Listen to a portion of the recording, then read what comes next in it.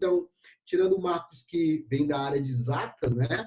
O restante de vocês vem das ciências sociais aplicadas, né? Então, ou seja, praticamente todo mundo do mesmo jogo. Eu já dou esse módulo há um bom tempo, né? E eu falei com a Denise que a gente ia fazer uma pequena alteração no módulo, até porque vocês têm duas disciplinas, uma disciplina de empreendedorismo e outra disciplina de planejamento estratégico, e muitas vezes acabariam fazendo convergências, né, dos assuntos que trabalham nessa disciplina. Então, eu resolvi fazer uma alteração na disciplina, né? Vamos continuar trabalhando em estratégica, com certeza, tá certo? Mas eu vou dar uma outra roupagem dessa lógica, e aqui nós temos a Bruna Tavares entrando ali, tá bom? Então, a Bruna Tavares está entrando também no nosso material, na nossa live aqui. Então, essa é a minha ideia para a gente poder começar. Bruna, bem-vinda, Bruna. Ela está conectando aí. Então, você recebeu o material ontem, né, para a gente poder... Bruna, tudo bem? Oi, tudo bem? Belezinha, Bom meu nome é dia, sem Isaac, tá demora, acho que certo? agora deu certo. Eu também já caí 2 vezes. Tá certo? Bom dia, bom dia. Agora estou Ok, aqui, presente. beleza. Bruna, qual a tua formação? Eu sou formada em administração, professor. Beleza, então. Né? Então, como eu digo, né, a maioria de vocês vem da administração, vem da... o Elcio também vem da engenharia de produção e o Marcos da engenharia civil. Os demais vêm justamente da administração, logística e recursos humanos, então praticamente ciências sociais aplicadas. Já viram algumas coisinhas, tá certo? Então a gente vai tentar aprofundar e dar uma nova roupagem, trazer, avançar na discussão que vocês têm, né, com essa disciplina, com esse módulo e com o Jefferson Strapação colocou muito bem, né? A ideia é que simplesmente vocês possam aumentar o grau de conhecimento de vocês. Eu passei 3 materiais para vocês ontem, não sei se vocês já viram os materiais. A ideia é que a gente trabalhe esses 3 materiais amanhã, no dia de hoje, tá certo? Então, para a semana, para daqui a 15 dias, nós vamos trabalhar outros, vamos dar uma outra sequência nessa discussão. Deixa eu pegar aqui, eu vou reproduzir aqui para vocês. Espera um instante aqui.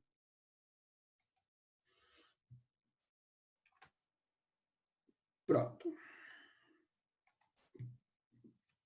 Ó, então, né, a ideia é que a gente vai trabalhar com vocês hoje, no encontro de hoje, a gente vai trabalhar um pouco da estratégia como sendo esse resultado de uma análise ambiental, tá certo? Então, o meu foco hoje ele vai ser muito forte em cima do que a gente chama de análise ambiental, né? Vendo um pouquinho da estratégia, mas vendo de onde veio isso, né? De onde é que a gente pode conceber essa ideia da estratégia. Então, vamos trabalhar um pouquinho da estratégia dentro de uma lógica de pós-modernidade, vamos trabalhar um pouco, uma visão um pouco clássica de análise ambiental, ver um pouco de tendências, né?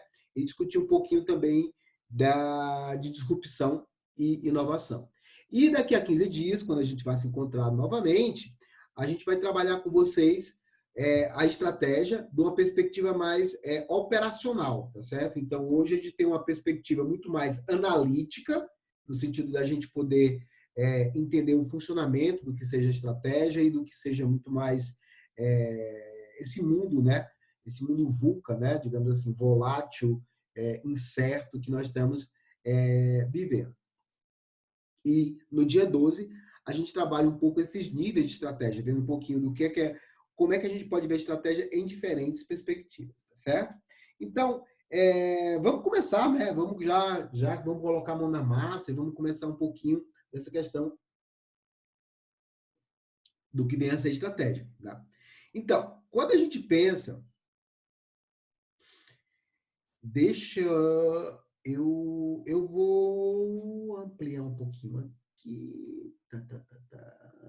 Ok. Eu vou colocar aqui no geral, aqui na reprodução. Atenção. Vai já reproduzir para você que eu estou com 2 telas aqui. A tela do meu Note.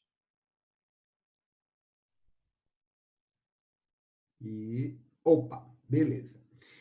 Então, quando a gente pensa dentro dessa lógica da estratégia, né, a gente pensa justamente do seguinte: a ideia da estratégia ela tem uma lógica de futuro, né? Ou seja, o que eu penso, de certa forma, a atingir. Então, a ideia é, eu tenho algumas possibilidades de caminhos a seguir. Qual o caminho que a gente segue dentro dessa perspectiva que nos é apresentada, né? Ou, digamos, dentro do cenário que nos é apresentado quando falamos um pouco de estratégia, né? Então, vamos pensar, né, no que a gente pode chamar da estratégia. Eu gosto sempre de pensar em estratégia no sentido de estabelecer hoje metas, né, avaliando o cenário e avaliando as condições que eu tenho, seja essas variáveis que a gente chama interna e externa. O que eu tenho hoje, o que eu tenho, qual o cenário que eu vislumbro e como é que nós podemos fazer para atingi-las, né? Então, aquilo que a maioria de vocês já viu, com certeza, não vou falar nada que seja uma surpresa, que é aquilo que a gente chama de análise SWOT, né? Não tem como, não tem como a gente não falar de estratégia sem falar de análise SWOT, tá certo? Todavia, eu vou deixar a discussão mais aprofundada, ou seja, do SWOT, para quando vocês tiverem a disciplina de planejamento estratégico, tá bom? Mas a ideia é essa. A ideia é avaliar justamente os recursos que eu tenho hoje, verificando quais são as alternativas possíveis, verificando justamente que mudanças eu vou ter no ambiente, né? Para que a gente possa justamente atingir determinados objetivos. A grande questão, pessoal, né? A grande questão é justamente essa leitura ambiental, certo? Nós temos uma dificuldade muito grande de entender o que está acontecendo no ambiente. Por quê? Primeiro, por uma questão de capacidade cognitiva, tá certo? A nossa capacidade cognitiva, ela é limitada para conseguir entender toda uma realidade que se encontra. Sejamos nós dentro do ambiente doméstico, do ambiente familiar, do ambiente empresarial, nem sempre a gente consegue ver todas as variáveis que estão acontecendo, né? Segundo, nós gostamos da manutenção. A manutenção, ela da realidade, né? O momento que nós nos encontramos, ele é mais confortável, né? O que a gente chama de zona de conforto. Então, ou seja, um quadro que se apresenta como novo é sair dessa zona de conforto, né? E não cabe, muitas vezes, do tipo assim, não é da nossa própria natureza a gente gastar energia para uma coisa que é desconhecida. Então, cabe muitas vezes a gente buscar, muitas vezes, manter a realidade que se encontra, tá certo? Ou seja, só que essa realidade, ela, no mundo que nós vivemos hoje, ela não existe. A manutenção das realidades, ela não existe. A todo momento, ela está modificando. Nós estamos passando por um ano que esperemos nós não seja 3 anos, 4 anos, né? Seja apenas, no máximo, 2 anos desse momento que nós estamos vivendo, tá certo? De pandemia mundial, tá?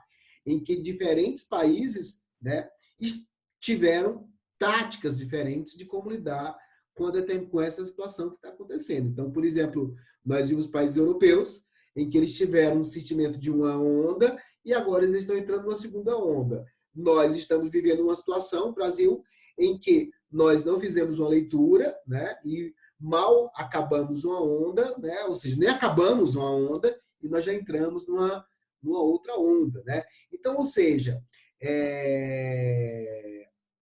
a realidade ela está aí, as variáveis externas estão aí, mas muitas vezes eu vou ter que tomar uma decisão de acordo com o mundo que se apresenta, né? E nem sempre a gente vai tomar a mesma decisão. Mas eu pergunto para vocês, por que vocês acham que as pessoas fazem leitura ambiental errada? Tá certo? Me digam por que as pessoas e as empresas fazem uma leitura ambiental que não é uma leitura ambiental, tipo assim, elas eram para fazer uma leitura ambiental. Veja só, a lógica da estratégia é, eu faço uma leitura ambiental, eu escolho um caminho, tá certo? E eu vou seguir nesse caminho. Por que muitas vezes essa leitura ambiental, ela não é a correta, né? Por que as pessoas não fazem uma leitura ambiental mais clara, mais precisa? O que vocês me dizem?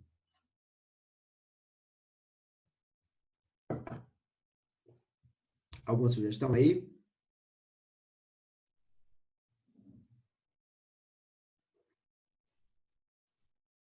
Ok, ok, ok, ok. Então vamos lá aqui. Então, o que você acha, Leonardo? Por que as pessoas fazem a leitura ambiental das empresas ou das pessoas nunca é uma leitura precisa? Porque o mercado varia muito? O mercado varia muito. Isso é uma realidade. O que mais? Vamos ver o que mais. O que você acha, Bruna? Então, professor, acho que é igual o Leonardo falou, porque não tem como a gente ter 100% de certeza em cima do outro, em cima da natureza, das adversidades. Uhum, beleza. Que nem, Jefferson, professor, só um. Tecnologia? como é que é, Leonardo? Não, que nem, tipo, nós, na nossa empresa, a gente está esperando o ano que vem muito bom. Só que o grande medo é essa falta de matéria-prima que já está acontecendo aí em todo o mercado, né? A gente está numa expectativa muito grande. Só que se não tiver matéria-prima, a gente não consegue fazer nada, né? Sim, não tem como, né? E o que você fala, Jefferson? Tecnologia? Muito rápido o avanço? Então, todas essas variáveis que vocês estão colocando, tá certo? Fazem parte disso. E primeiro, nós temos uma capacidade de compreensão que ela é um pouco, muitas vezes, limitada. E como eu falei, do tipo, é, eu não, muitas vezes eu não dou conta, quando eu digo eu, pessoa, e eu como empresa, tá certo? Eu não consigo dar conta de toda essa realidade que acontece, né? Há mudança tecnológica, há questões muitas vezes, como como o próprio Leonardo colocou, do tipo, a gente está pensando em crescer, mas muitas vezes faltam alguns recursos. Eu dependo muitas vezes do outro, e esse outro muitas vezes é um fornecedor. Então, ou seja, toda essa realidade, ela nos traz um processo de imprecisão. Então, o que é interessante, né, é que quando se estudava estratégia empresarial há décadas passadas, a gente trabalhava muito aquela coisa, a gente monta uma estratégia e vamos seguir em frente dentro dessa estratégia. Hoje a lógica é o seguinte, eu estou montando algo hoje sabendo que amanhã vai mudar. Por quê? Porque digamos assim, o ambiente, ele é nitidamente, totalmente mutável, tá certo? Vamos colocar algo muito interessante, um negócio como o Airbnb, tá certo? Então o Airbnb, todo mundo conhece o Airbnb, né? Ou alguém não conhece? Não, Sim, aham. Sim, todo mundo conhece. Todo mundo conhece, né? O Jefferson falou sim ou não? não. Não. Então, o Airbnb é um sistema de aplicativo que você utiliza para o aluguel de hospedagem, tá certo? Então, ou seja, você tem um sistema de aplicativo, ele funciona numa lógica de rede social, tá certo? Então, você entra na plataforma, você faz seu cadastro, de certa forma você gera uma rede social, e você tem justamente as pessoas que querem uma hospedagem e as pessoas que estão oferecendo um processo de hospedagem, né? Essa hospedagem pode ser um quarto, pode ser uma casa, pode ser um prédio. Muitas vezes a pessoa tem um imóvel, ela aluga. Muitas vezes ela tem um quarto, ela aluga. Então, às vezes, o anfitrião ele está junto da casa, muitas vezes ele não está. Então, ou seja, a lógica do Airbnb é uma lógica disruptiva que veio justamente comprometer o mercado de hotéis, ou seja, a hotelaria, ela simplesmente olhou de um lado para o outro e disse, jamais imaginei que simplesmente a concorrência viesse não de outra rede de hotel, mas viesse justamente de um sistema de casas, né? Ou seja, as pessoas colocando esse cadastro no aplicativo e oferecem um quarto, uma cama, um apartamento, né? Ou seja, para alugar. E começa um processo de rede de contato. Então, ou seja, o negócio Airbnb, e justamente a hospedar, não só o Airbnb, tá? Porque na esteira do Airbnb tem outros aplicativos também de hospedagem. Então, a hospedagem por aplicativo, ela cresceu entre 2017 e 2020, assim, assustadoramente. E de uma hora para outra, olha que interessante, De uma hora para outra, você vê um sistema, nós estivemos passando por um processo de pandemia, e tudo que foi construído pelo Airbnb nos últimos 5 anos deu por água abaixo, né? Ou seja, houve uma variável que não se imaginava de maneira nenhuma e ela acaba, né, de certa forma, com toda essa estrutura. Por quê? Porque muitas vezes é o seguinte, antes da pandemia, muitas pessoas preferiam ficar hospedadas na casa, algumas pessoas prefeririam, né? Não, nem todo mundo, né? Hospedado na casa de terceiro do que hospedar em hotel. Agora, a pandemia, muita gente não tem interesse de ficar na casa de outra pessoa. Acredita que o hotel vai ser um espaço mais limpo, né? Um espaço mais seguro em termos sanitário do que propriamente a casa de outra pessoa, né? Então, ou seja, é uma mudança de paradigma muito grande. Então, quando você coloca essas variáveis, nem sempre a gente consegue administrá-las, né? Então, seguindo aqui à frente, né? Então, como a gente estava colocando para vocês, essa ideia da estratégia, ou seja, de a gente organizar, fazer uma leitura, e nem sempre essa leitura é uma leitura precisa, tá certo? Para tentar entender o que vai acontecer. Bom, o conceito de estratégia, tá certo? Ele, como diria o Capitão Nascimento, né, do filme, né, vem do francês estratégia, não. Estratégia, ela vem da ideia, né, de estragos, ou seja, exército, iago, liderança, ou seja, ela vem da ideia da arte do general, né? Ou seja, como um general ele vai simplesmente alocar os seus recursos, né? O que é interessante, pessoal, é que esse conceito, ou seja, a ideia de estratégia dentro do jargão de negócios, por incrível que pareça, ela é recente, né? Ou seja, ela vem da década de 50. Até então, você não trabalhava com essa lógica, você não trazia esta analogia militar para dentro do ambiente de business. Então, ou seja, é algo realmente muito recente. Mas por que isso? A ideia da estratégia, no sentido como a arte do general, é que o general, muitas vezes, ele vai ter que saber locar os seus recursos, né, diante de uma batalha. Então, eu gosto muito de usar como exemplo, em termos de estratégia, ou seja, estratégia militar, a gente vai encontrar vários exemplos na história da humanidade. E eu gosto muito de trabalhar a ideia de Leônidas, né, o rei Leônidas, o rei espartano, em que ele vai para uma batalha, né, digamos assim, contra os persas, né? Então, olha que interessante essa história, né? Onde é que está a arte do general aí com a estratégia, né, do rei Leônidas, né? Os persas estão para invadir a Grécia, os gregos estão em período de festividades, né? Estão em período de jogos, então eles estão desarticulados para conseguir organizar um exército. Então, o rei Leônidas, o rei espartano, ele resolve, então, tomar a frente disso daí. E o que é interessante é que ele traça um objetivo. Então, o objetivo que ele traça não era vencer os persas. Então, a primeira grande coisa o objetivo dele é ganhar tempo, tá certo? É retardar o avanço persa para que os gregos tivessem condições de seguir em frente. Então, um grande elemento da estratégia, primeiro, a definição de objetivo. Lógico que muitas vezes, aos dias de hoje, no momento que nós estamos vivendo, os objetivos mudam, tá certo? Então, quando o Leonardo coloca, a gente pode estar com problema de matéria-prima, tá certo? Pode chegar um determinado momento em que vocês tenham que mudar até mesmo, não só de fornecedor, mas mudar muitas vezes o tipo de matéria-prima, tá certo?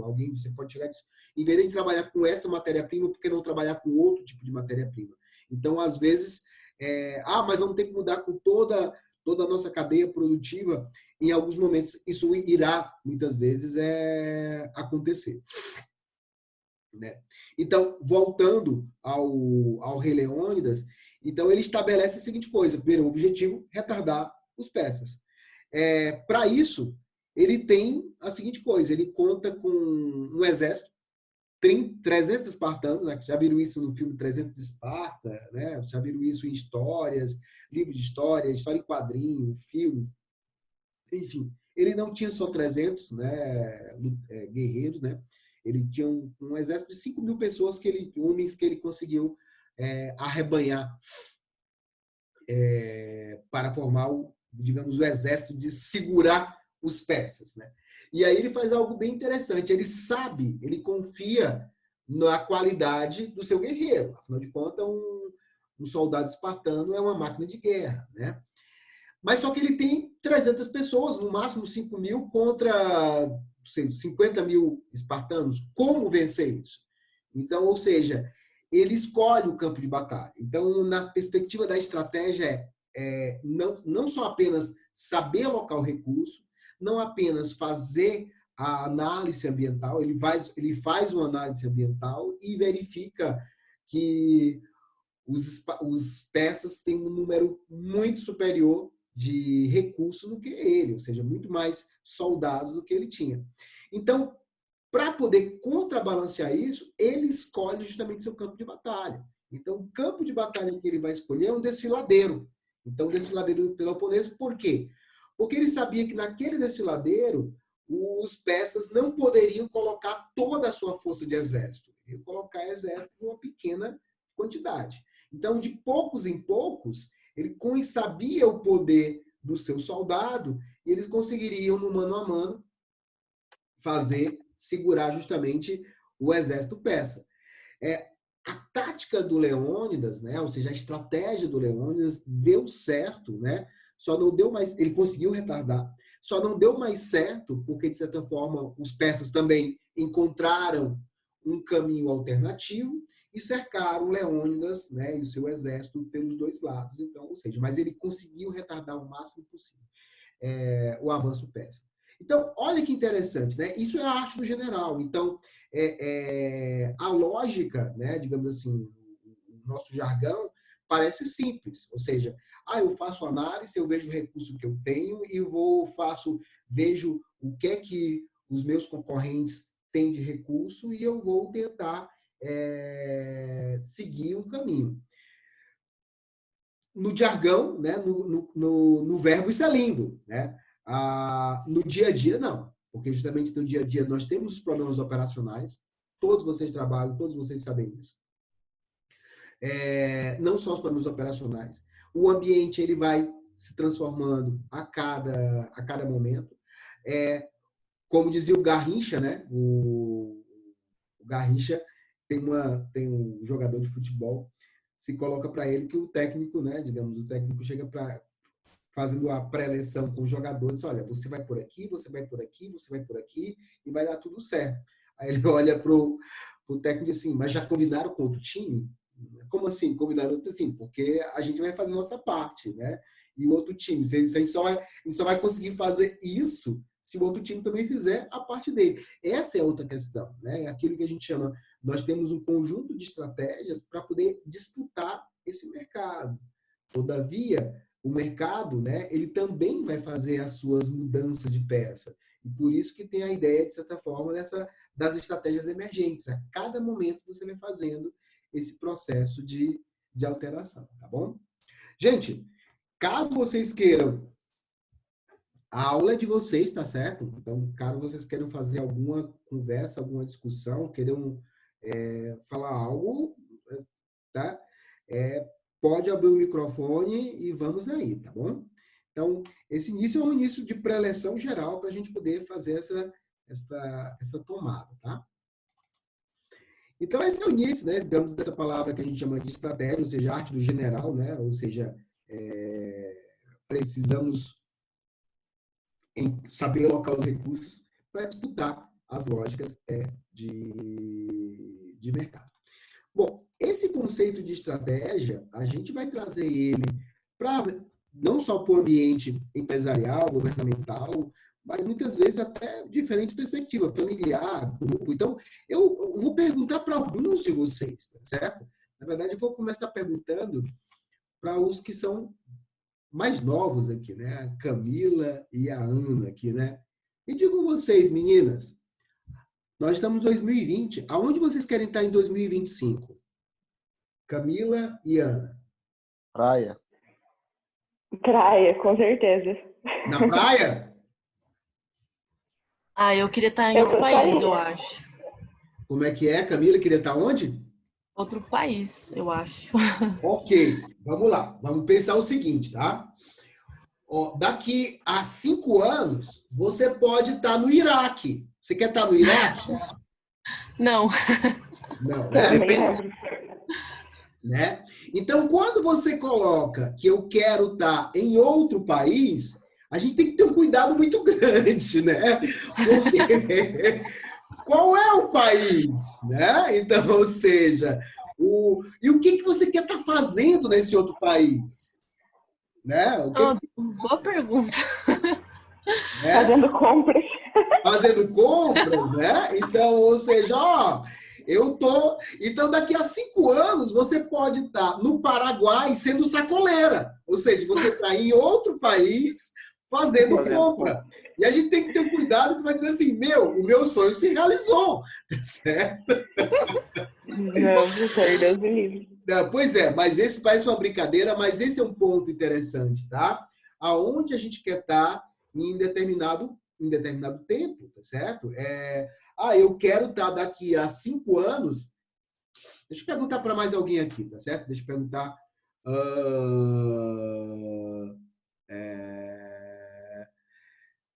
Marcos, aonde é que você quer estar daqui a 5 anos, Marcos? Eu vou utilizar o Marcos, Marcos é engenheiro. Daqui 5 anos eu espero estar na Votorantim trabalhando. Na Votorantim? Você já trabalha na Votorantim? Não? Já trabalhei, mas agora recebi uma oportunidade e tô negociando com eles. Tá certo. Quero Mas você quer estar voltar. trabalhando com que cargo lá? Gerente, né? Gerente técnico. Gerente técnico, beleza. Aí a pergunta, né? O que está faltando para isso? Eu acredito que nada. Tenho conhecimento, já trabalhei lá, conheço o sistema, só esperando negociar salário. Beleza, então. Ok, né? E o Jefferson Vasconcelos, onde é que você quer estar daqui a 5 anos, Jefferson?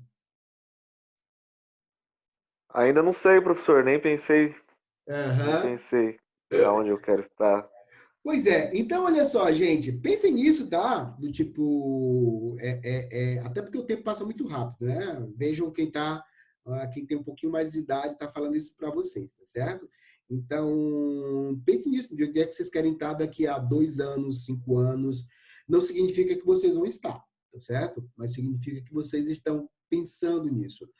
Eu quero estar fazendo um mestrado e morando na Inglaterra. Beleza.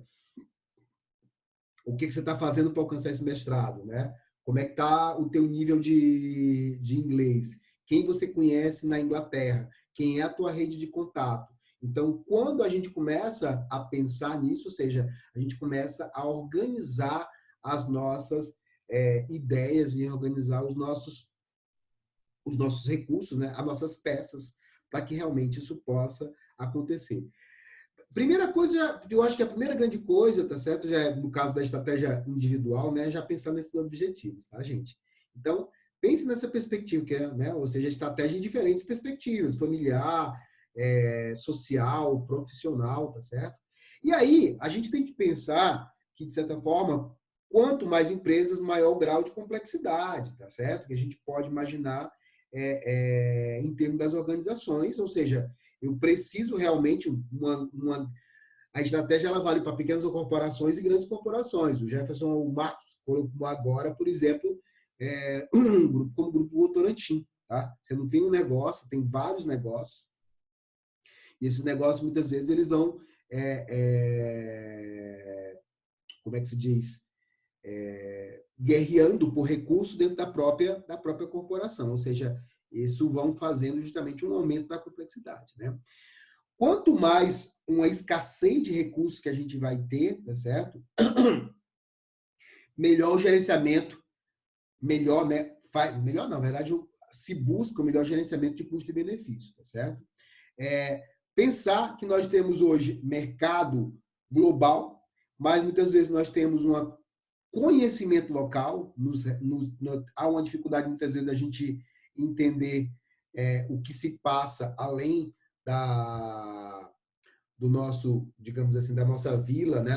da nossa compreensão, digamos, de mercado que seja muitas vezes limitada, né? Muitas vezes há um mercado local, a um espaço, muitas vezes, que seja conhecido nosso, né? O ciclo de vida dos produtos que estão cada vez mais curto. Então, quando a gente sempre diz assim, se você tem um produto, a ideia quando você lança um produto é que você tente matar esse produto antes que o teu concorrente mate. Então, você lança um produto e você já vai pensando o que pode prejudicar esse novo produto, tá certo? Olha que interessante, a gente vai trabalhar eu quero trabalhar com vocês como exercício, um produto que é um aspirador robótico. Você já viram aspiradores robóticos, gente? O aspirador robótico é aquele aspiradorzinho, tá certo? Que você não precisa ficar aspirando, você deixa ele em casa e ele mesmo vai fazendo o processo de limpeza em casa, tá certo? Então, tu imagina que você é a Electrolux e você tem uma linha de aspirador, tá certo? Tem uma linha de aspirador convencional, né? Beleza. Aquela que você pega o aspirador e... Ok.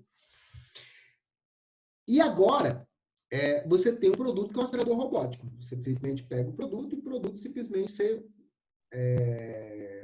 deixa em casa, tá certo? E ele vai limpando a tua casa sem você precisar ficar segurando o produto.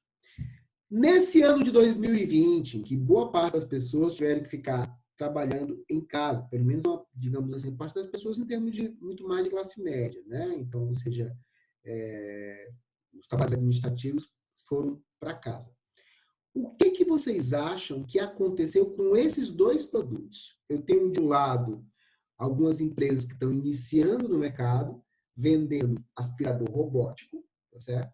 E tem, do outro lado, empresas já tradicionais, que é o caso, por exemplo, da Electrolux, que tem um aspirador convencional, né? O que vocês acham que aconteceu nesse ano de 2020 com a venda de aspiradores robóticos? Quem fala? Cresceu? Cresceu. Mas por que a venda de aspirador robótico cresceu? Todo mundo tá em casa trabalhando, ninguém quer ficar limpando, deixa o robozinho limpar por eles. Pronto.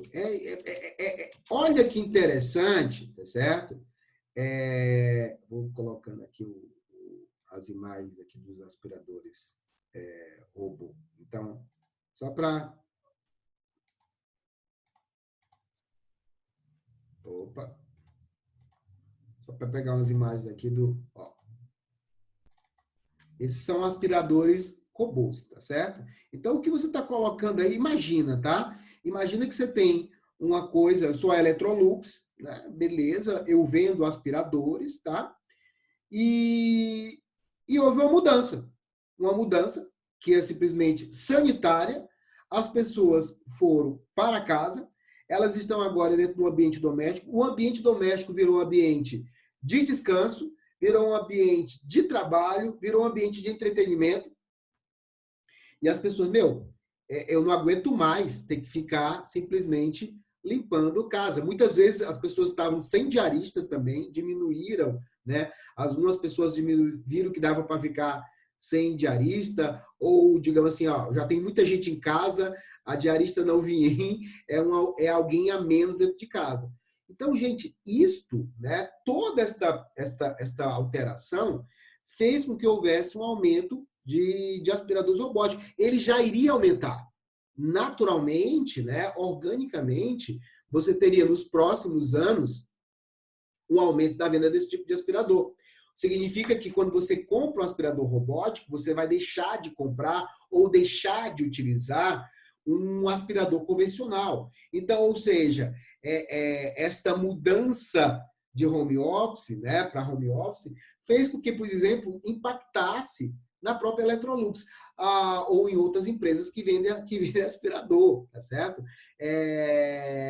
Então, a mudança, digamos assim, as variáveis, nem sempre elas são tão fáceis da gente entender. Então, eu tenho, muitas vezes, um produto, eu tenho um aspirador e, de certa forma, depois esse produto, eu vou desenvolvendo um produto cada vez melhor, mas eu não vi que poderiam ter novas tecnologias que fossem substituir totalmente essa lógica de produto. Então, o ciclo de vida dos produtos, eles, de certa forma, estão se tornando cada vez menores, tá bom?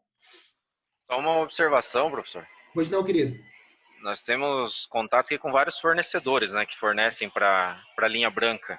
Certo. E indústria moveleira também, temos alguns fornecedores que também fornecem para a indústria moveleira. E uma característica dessa pandemia foi justamente isso. O aumento das vendas de produtos da linha branca, né? O pessoal Sim. trocando micro-ondas, trocando fogão, trocando geladeira.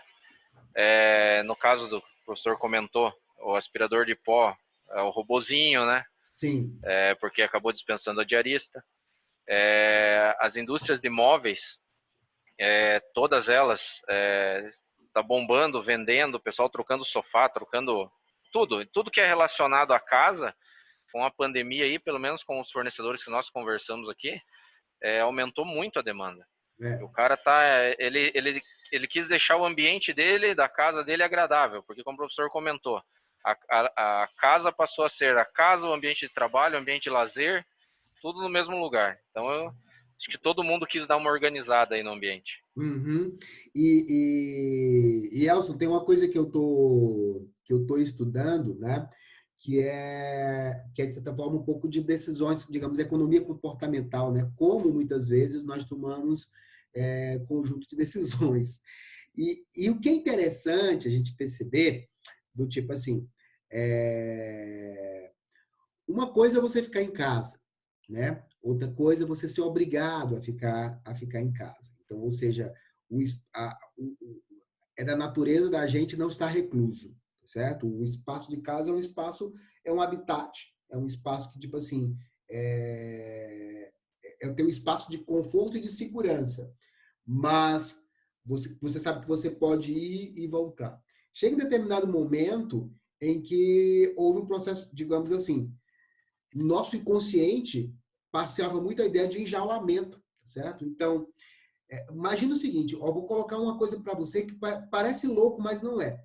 Se você pegar, por exemplo, não nas prisões brasileiras, que as prisões brasileiras são terríveis, tá certo? Tipo assim, não que eu estou dizendo que as pessoas tenham que ter conforto, então elas têm que ter dignidade, porque a pena delas é de liberdade, não é de martírio.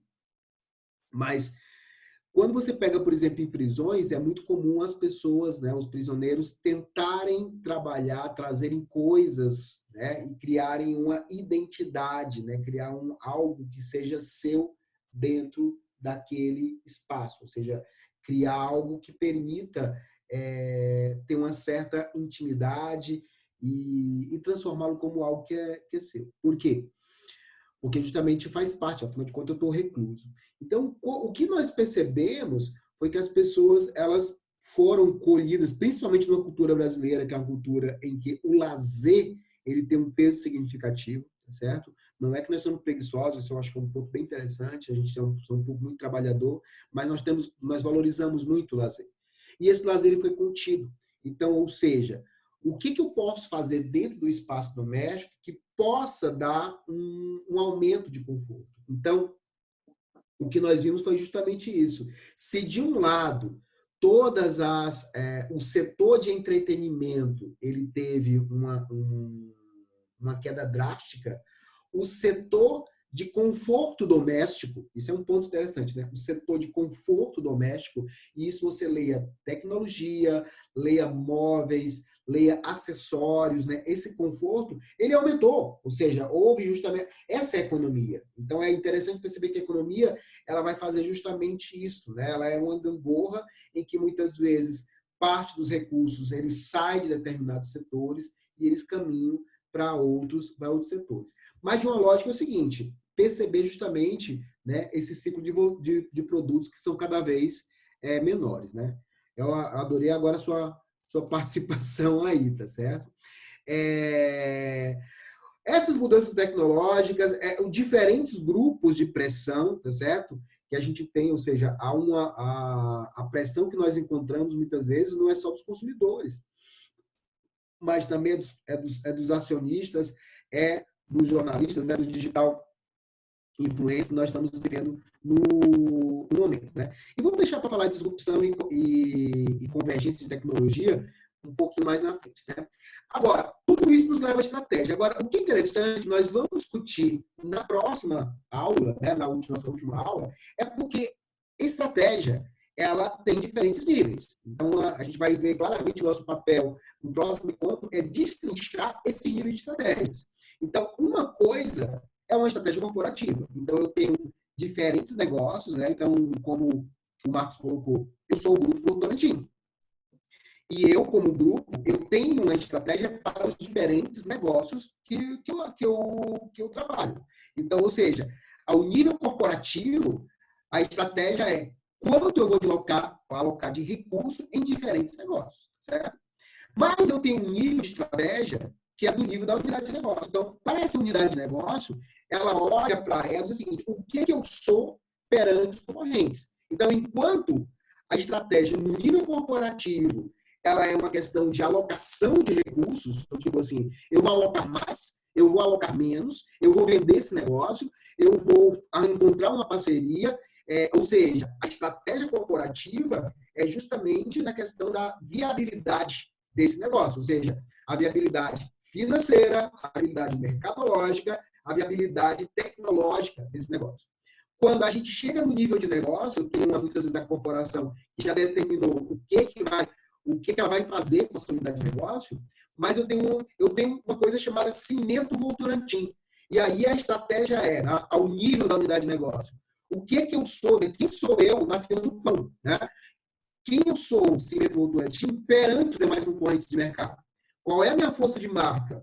Qual é a qualidade do meu produto? Como o mercado me percebe? Então, a gente vai perceber que ao nível da estratégia, ao nível da unidade de negócio, a estratégia ela tem uma posição de posicionamento. Como é que eu me posiciono nesse mercado? Eu me posiciono por valor, eu me posiciono por preço, eu me posiciono por nicho de mercado, eu me posiciono por líder de categoria, né? Então, há uma perspectiva muito mais da estratégia ser vista como forma de posicionamento. Só que para esse posicionamento poder funcionar e utilizar os recursos que foram alocados na estratégia corporativa, eu vou ter que ter aquilo que a gente chama de estratégias funcionais ou táticas, né? Qual é a minha tática de produto? Qual é a minha tática de distribuição? Qual é a minha tática de recursos humanos, né? Ou seja, que tipo de profissional eu estou necessitando nesse exato momento? Então, olha que interessante, já que vamos imaginar o seguinte, tipo de profissional. Poderia ser que há 10 anos atrás, o grupo de marketing da Votorantim, né? Sim, já estou usando isso, Marcos, já que você está usando, mas e é bem legal porque é uma empresa que tem diferentes negócios. Estou colocando cimento Votorantim, existem outros negócios da empresa. Mas vamos pensar, eu tenho uma marca que é muito bem posicionada no mercado, é líder de categoria nesse mercado. Ela conta com um poder muito grande junto a formadores de opinião. Então, quem são os formadores de opinião, né? É justamente o pedreiro, o mestre de obra. O pedreiro diz, Dona Bruna, eu faço a sua laje, mas eu só uso cimento Votorantim, tá certo? Você não vai chiar com ele de maneira nenhuma. Então, eu tenho uma tática de marketing para chegar nesse consumidor B2B, né? Business, ou B2C, né? Business to consumer, que é o consumidor pessoa física. Mas eu tenho um consumidor organizacional, né? O consumidor corporativo, né? Que é justamente as construtoras, ou seja, que vai justamente comprar em grande quantidade também. Então, se há 10 anos atrás a minha tática de recurso humano precisava de um profissional de marketing que entendesse de cimento básico, né, digamos, de bens de base, para poder atingir esses dois mercados, seja o B2B, seja o B2C, aos dias de hoje, eu preciso talvez de um profissional de marketing que entenda, digamos, de marketing de conteúdo, que tenha que fazer um blog da Votorantim, que tenha que fazer explicações técnicas para o consumidor, que vá alimentar uma cadeia de influências, talvez, até pela internet. Então, ou seja, eu preciso de uma tática de RH que vai ser diferente do que era passado. Então, ou seja, ao tempo todo, a estratégia no nível, né, não no nível da unidade de negócio, não no nível corporativo, mas no nível da função, ela vai ter que simplesmente resolver essas situações de posicionamento e de alocação de recursos da corporação. Então, é isso que a gente vai discutir na aula de... Já estou dando spoiler para vocês, tá? Mas vai ser isso que a gente vai discutir fortemente no nosso encontro no dia 12, né? Que é justamente trabalhar com os níveis de estratégia. Por enquanto, a gente continua aqui. Então, essa ideia, ou seja, eu preciso entender quais são os diferentes níveis de estratégia, né? Quando eu falo aqui, uma coisa é estratégia corporativa, outra coisa é estratégia da unidade de negócio, outra coisa é a estratégia funcional, que a gente chama de tática. Então, em muitas literaturas, você vai encontrar isso como estratégia funcional, mas outros vão chamar de tática, né? E tem aquilo que a gente chama da estratégia, digamos, operativa, ou a própria operação em si, né? Quem vai colocar o guinzo, né, que vai colocar o sino nos gatos, né? Ou seja, como é que as coisas realmente acontecem. Mas, para a gente trabalhar toda essa lógica, né, de estratégia, ou seja, entender a estratégia, eu analiso o ambiente e amanhã tudo pode se transformar, pode mudar, isso está cada vez mais rápido, isso tem um sentido, né? Tem uma realidade. Porque o que acontece? O conhecimento que vocês tiveram até hoje, boa parte de vocês, inclusive os rapazes que são engenheiros, né? O Elson e o Marcos, com certeza, vocês tiveram já treinamentos e conhecimento a respeito de planejamento estratégico, análise SWOT, com certeza isso vocês já viram, tá? Mas o que é interessante que vocês percebam que todo esse conhecimento que vocês têm, ele ainda é uma leitura conservadora. Como assim? Se você parar e perceber, os manuais de planejamento estratégico, eles vão trabalhar muito parecido. Se você pegar os manuais de hoje, ou até de 10 anos atrás, 20 anos atrás, 30 anos atrás, eles vão trazer a mesma coisa. SWOT, análise fofa, né? Análise ambiental, matriz BCG. A matriz BCG, para você ter ideia, quando eu falo matriz BCG, todo mundo já ouviu isso, né, gente? Quem é que não ouviu sobre matriz BCG? Como que é o nome, professor? Matriz BCG. Não estou me recordando agora, eu acho. Só Ok. posso ter visto, mas pelo nome não lembrei, não. Tá bom. Vaca leiteira. Já viu isso na sua vida? Vaca leiteira, estrela. Meu Deus, não. Não, beleza. Então a gente vai falar um pouquinho disso depois. Mas, por exemplo, a matriz BCG, que é o que eu vou também... Eu não vou entrar profundamente, tá, Camila? Porque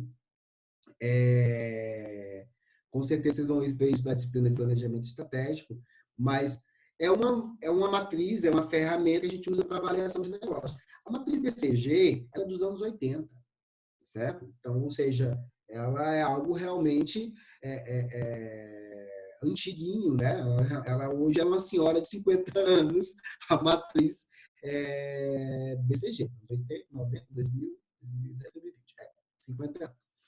Então, o que eu estou querendo dizer? Que, querendo ou não querendo, se você pegar os manuais, se você pegar os blogs, se você pegar os vídeos de YouTube, que vai falar para vocês sobre estratégia e planejamento estratégico, a visão deles ainda é muito normativa e muito conservadora. Por quê? Porque eles seguem o modelo de manuais que foram feitos no período conservador, no período que a gente chama de moderno. Então, não que a gente vai rasgar. Não existe essa ideia de rasgar. É a ideia de ir além. Ou seja, eu tenho que perceber que eu tenho que fazer, muitas vezes, análises ambientais, eu tenho que fazer leitura do que está acontecendo, mas eu tenho que ir além dessa compreensão e desses manuais. Por quê? Porque a gente vive numa lógica de um mundo pós-moderno, né? Ou seja, o que é pós-modernidade, certo? Então, a minha discussão que eu quero começar com vocês agora, para a gente poder dar um revertério na cabeça de vocês, é justamente trazer esse termo para vocês. Pós-modernidade. Eu vou perguntar para vocês, certo? Na verdade, quem já ouviu falar sobre pós-modernidade? Quem já ouviu esse termo e o que é esse termo para vocês? Pós-modernidade.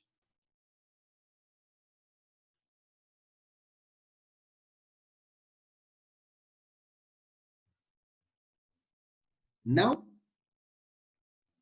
Beleza. Então, o que é a ideia, né, de pós-modernidade? Tá? Deixa eu pegar aqui. Vou pegar um desenho aqui.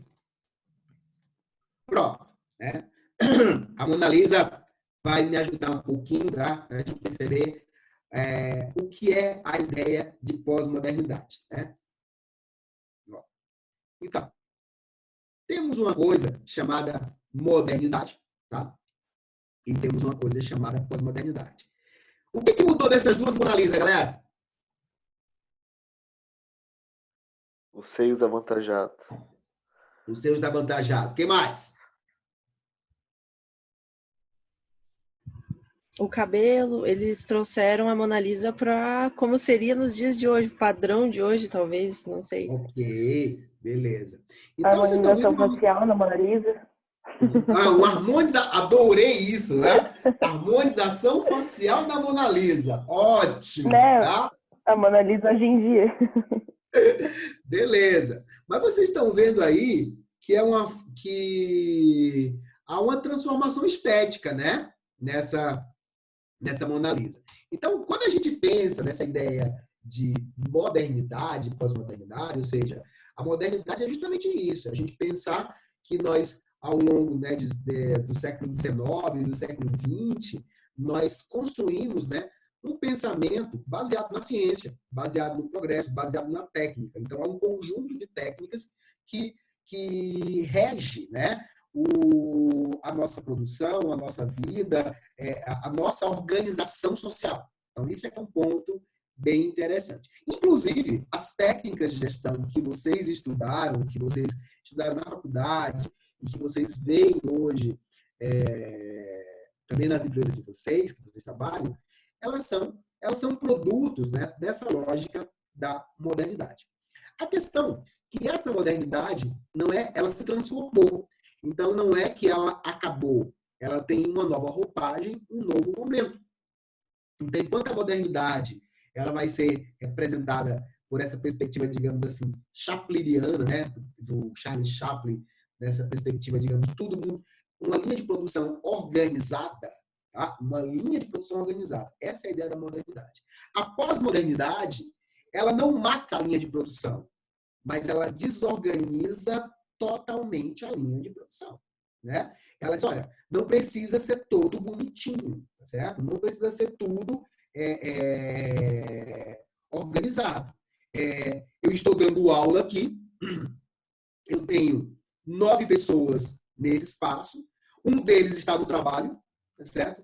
Outros estão em casa, alguém deve estar no seu escritório de casa, alguém deve estar na cama, tá certo? Alguém deve estar no sofá, tá? Então, e essa aula está acontecendo. Então, eu não preciso daquele espaço organizado, né, de cadeirinhas, uma atrás da outra, um professor, um quadro negro, mas bem que eu tenho um quadro, tá, gente? Se alguém precisar de quadro, a gente tem um quadro ali que eu posso trabalhar com vocês, tá? Se bem que eu não pretendo usá-lo. Então, esta desorganização não simplesmente, ela não acaba com a modernidade, ela transforma esta modernidade. Então, o que nós vamos perceber que essa pós-modernidade, ela vem justamente a partir do pós-guerra, após a Segunda Guerra Mundial, e ela vai se intensificando e se ampliando aos dias de hoje. Então, ela nos vai trazer o conceito de individualidade, ela nos vai trazer um individualismo, ela vai nos trazer, de certa forma, um descontrole, e ela vai nos trazer um conjunto de tecnologias e de convergências e divergências, né? Então, ou seja, eu vou dizer que as coisas, num princípio de modernidade, eu vou dizer que esse é o caminho correto. No princípio de pós-modernidade, eu estou dizendo que esse caminho é correto, mas não é correto para todo mundo. Para algumas pessoas, esse é o caminho. Esse é outro caminho. E se você quiser, você não vai seguir caminho nenhum. Então, esta é a lógica do momento que a gente está vivendo. Então, a grande questão é que boa parte do material que vocês estudaram na faculdade, certo? Eles foram construídos dentro de uma lógica muito ordenada e muito organizadinha, né? Então, os professores falam para vocês, né? Vamos pegar, por exemplo, as meninas estudando RH. Elas dizem assim, olha, tem uma coisa chamada recrutamento, tem uma coisa chamada seleção. Você tem que fazer dinâmica de grupo e você tem que depois fazer uma entrevista. Depois tem entrevista com o gestor. Vocês passaram por isso, não foi, gurias? Na faculdade? Sim, aham. Né? Então, esta sequência bonitinha, tá certo? Ela pode dizer o seguinte, talvez eu não precise fazer isso, tá certo? Talvez, para algum cargo que eu estou fazendo, basta eu olhar o LinkedIn e eu consigo encontrar alguém. Para uma outra situação, eu talvez tenha que passar por todo esse processo. Então, é isso que eu estou querendo dizer, que esta lógica da pós-modernidade. Então, a pós-modernidade ela vai trazer justamente, ela não acaba com as técnicas de gestão. Ela vai pegar as técnicas de gestão, mas ela vai dizer que é preciso uma análise ambiental, e essa análise ambiental ela vai depender das variáveis em questão. Então, o que a gente chama? O que é a pós-modernidade, né? Então, olha que interessante, né? Eu gosto desse quadro, mas esse quadro ele tem uma pegadinha, certo? Aqui ele está dizendo o seguinte, ó, valores da modernidade, valores da pós-modernidade, né? Então, enquanto a modernidade tem um valor do absoluto, a pós-modernidade tem um valor do relativo. Ela não mata o absoluto, né? Só. Ela diz assim, isso é relativo. Então, o que você está dizendo, eu estou dizendo, esse 1 é válido, mas o 2, o 3, o 4, o 5 também, certo? E se você não quiser contar, também é válido. Enquanto a modernidade trabalha numa lógica de unidade, a pós-modernidade vai trabalhar numa lógica de diversidade, tá? Enquanto eu trabalho o objetivo, eu trabalho o subjetivo. Enquanto eu trabalho a lógica do esforço, eu trabalho a lógica do prazer. Então, o Elcio colocou algo muito interessante quando a gente estava discutindo a questão das pessoas em home office e a questão da pandemia. O que as pessoas estavam buscando? Conforto, prazer, tá certo?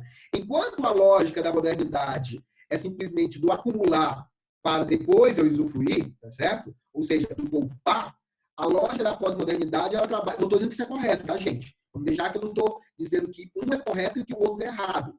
Isso é um ponto bem interessante. Estou dizendo que isto era de uma forma e agora eu tenho uma outra lógica. Então, esse valor da pós-modernidade ela vai trazer elementos que é positivo e ou negativo. Tem alguma coisa que eu posso ver como positivo, mas ela também tem entropias, ela também tem o seu lado, digamos assim, negro ou macabro, né? Então, nem tudo ele é bem, nem tudo ele é um mal. Isso é um valor bem moderno. Nessa pós-modernidade, tudo vai ser sutil e transformado. Então, a mesma coisa é o prazer. Então, ou seja, eu quero ter prazer hoje. Eu quero ter crédito, né? Então, hoje, por exemplo, os bancos, né? O que eles querem? Eles querem oferecer crédito para vocês, né? Então, ou seja, o banco, ele deixou a lógica da poupança para se transformar na lógica da conta corrente da poupança, para se transformar na lógica do crédito. Enquanto que o valor da modernidade é da ética, né? Da pós-modernidade é a estética. Então, quando vocês falaram da Mona Lisa eu adorei com a harmonização facial, adorei isso, tá certo? É uma lógica que é presa na questão da estética, tá? Então, essa estética ela vai estar presente o tempo todo. Não que a gente matou a ética. A ética, ela continua. Então, esses elementos que estão aqui da modernidade, eles não desaparecem. Eles apenas não vão ter o mesmo peso, né, que se tinha no passado. Agora, esse quadro ele tem uma pegadinha, né? A maneira que esse quadro ele está apresentado, gente, para vocês, ó, com duas colunas, né, com várias linhas, dizendo um lado valores da modernidade, outro lado valores da pós-modernidade. Vocês acham que essa representação ela é moderna ou pós-moderna?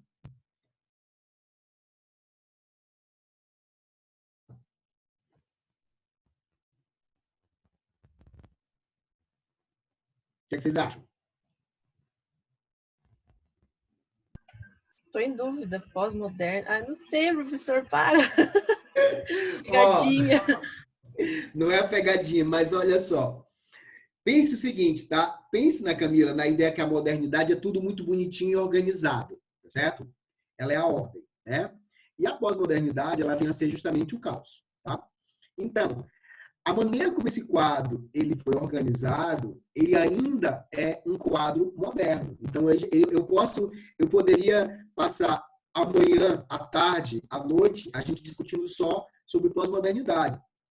Mas a ideia não é essa, porque a nossa ideia é estratégia. A ideia é pegar isso e dizer assim, ó, a estratégia, ela tem que ser vista não pela lógica do tipo assim, ó, você faz uma leiturazinha oriental, né? Ó, você estabelece a missão, ó, você estabelece a visão, né? Vocês já viram isso nos manuais de planejamento estratégico da faculdade, das empresas de vocês. O que eu estou querendo dizer é que não joguem fora a missão, não joguem fora os objetivos, mas não acredite neles piamente, porque tudo pode mudar, tá certo? Então, ou seja, o quadro que apresento para vocês com 2 colunas e tudo bonitinho, esse quadro ainda é moderno, né? Esse quadro, porque ele faz parte do nosso princípio. Nós precisamos de uma ordem, tá?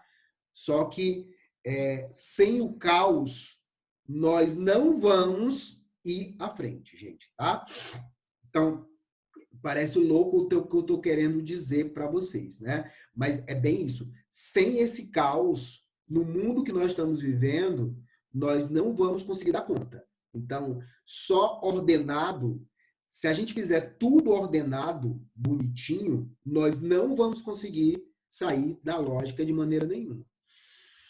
Ok. Para que a gente possa falar sobre isso, né, sobre essa questão do entender da pós-modernidade, olha só, olha a transformação. Eu vou colocar uma tecnologia, certo? Que vai fazer uma transformação e um strike muito grande nos próximos anos, certo? Eu estou falando da impressão 3D, tá bom?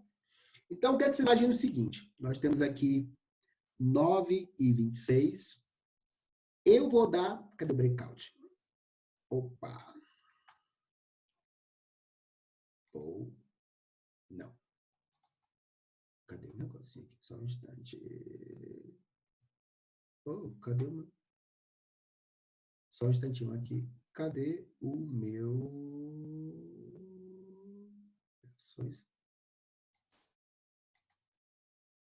Espera aí que eu estou procurando um negócio aqui, tá, gente?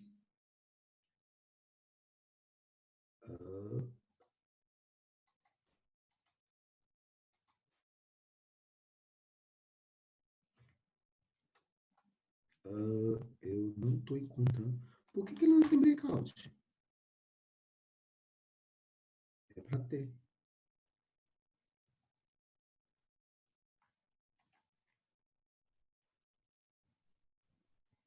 Só um instantinho que eu estou procurando um negócio aqui.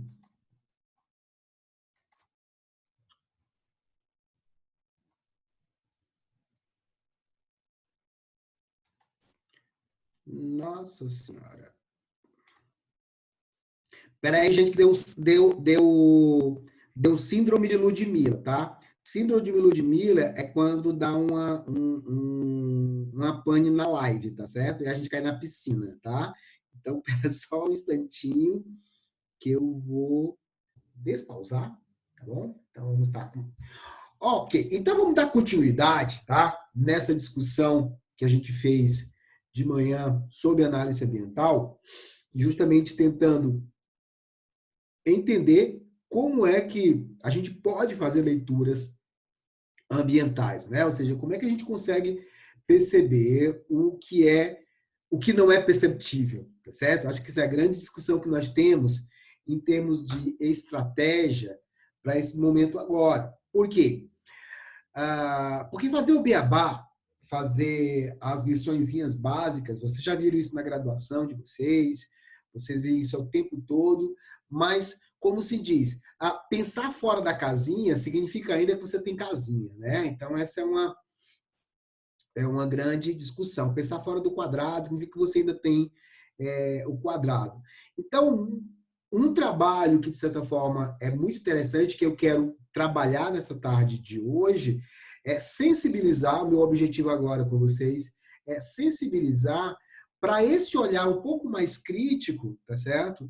Para perceber o que está acontecendo. Então, eu vou passar algumas algumas questões para vocês, passar algumas ferramentas, né, digamos assim, que a gente possa, na verdade, passar algumas ferramentas mais de termos de análise de tendência. Então, a minha discussão que eu vou começar agora é sobre justamente isso. Se eu estou pensando em trabalhar com uma lógica estratégica e eu preciso sim, saber qual o caminho, qual a estratégia, ou seja, como é que eu vou alocar melhor os recursos quando eu tenho essa visão, né, do espaço, aonde eu estou inserido.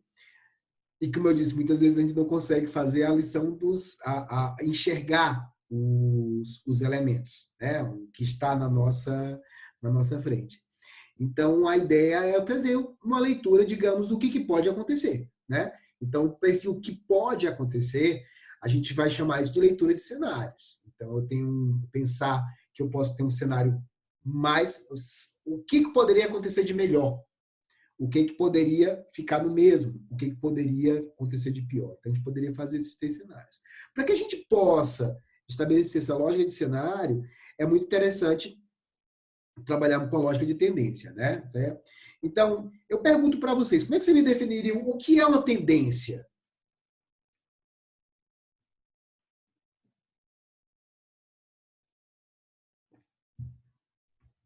O que você definiria como uma tendência? Opa, acho que deve ser alguma das... Vai lá, Camila. Ai, que eu tô na dúvida. É tipo, eu acho que são coisas que estão na moda, que estão em alta, coisas que estão populares. Depende do produto, eu saberia explicar um pouco melhor, eu acho. Ok. Pois bem, essa questão da palavra tendência, né? Na verdade, tem uma coisa bem interessante. Quando uma coisa já está acontecendo, ela não é mais a tendência, ela já é uma realidade. Opa, as pessoas têm que admitir aqui. Ok.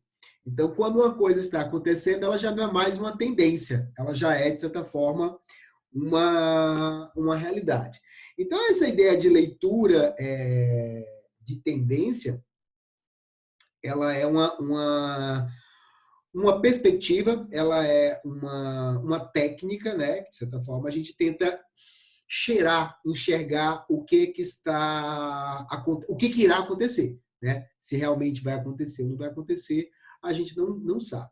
Mas a ideia que nós temos é o seguinte, sempre uma perspectiva de previsibilidade, de tentar enxergarmos esse futuro, pelo menos o caminho que o futuro vai seguir. A grande questão é que a ferramenta que nós temos para enxergar o futuro é o passado. Só que muitas vezes o passado já não serve para enxergar o futuro. Então, como é que eu vou enxergar o futuro? Tentando justamente pegar os elementos que estão acontecendo nesse futuro e tentar encontrar um cruzamento entre eles. Vamos ver aqui no material que eu passei para vocês, se vocês quiserem acompanhar, tá, pessoal? É um jogo de slide. Travou. Opa, travou? E agora? Continua travado?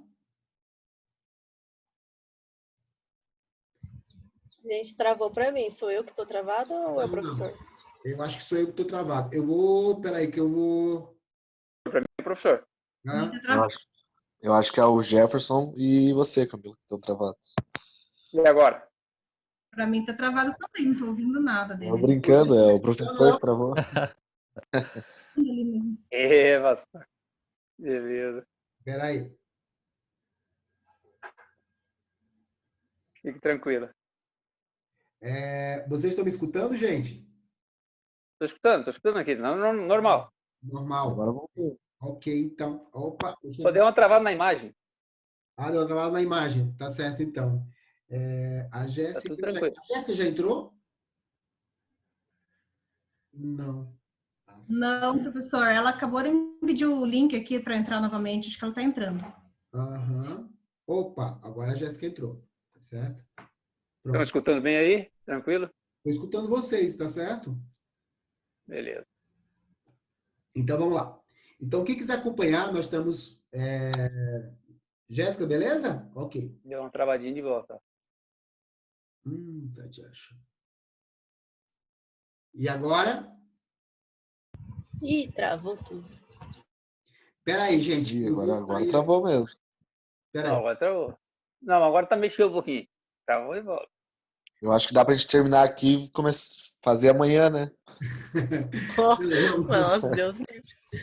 Peraí, deixa eu... Eu vou desligar a conexão aqui e ligar a conexão novamente.